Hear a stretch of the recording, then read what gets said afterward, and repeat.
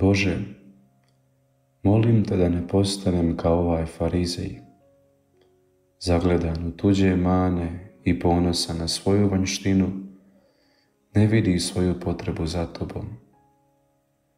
Ne dopusti mi da postanem ohol zato što ti želim biti blizu, zato što te želim poznavati.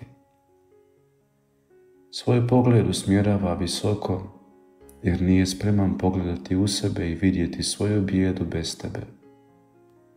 Zbog toga prebire po tuđim srcima i traži razloge zašto ti tu ne bi trebao biti. Daruj mi zato milost da postanem poput ovog carinika, zagledan u tebe, svjestan tvoje dobrote i potreban tvoga milosrđa. Samo tako ću moći vidjeti sebe kakav jesam, bez tebe bijedan, ali ću biti spreman tu bijedu priznati i moliti za milosrđe.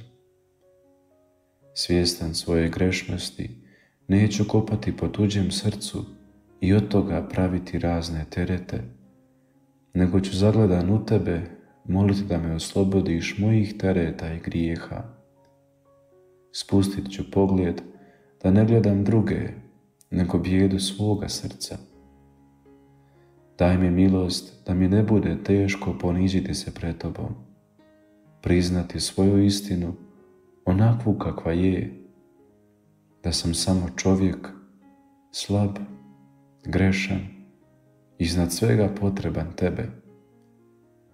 Oslobodi me farizeja u meni, da ne gledam zlo u tuđim srcima, već mi daj da budem tvoj carinik, da ubrajam dobrotu koju svakoga dana siješ u srcima ljudi oko mene, da prepoznajući svoju malenost uviđam tvoju ljubav, dobrotu i veličinu.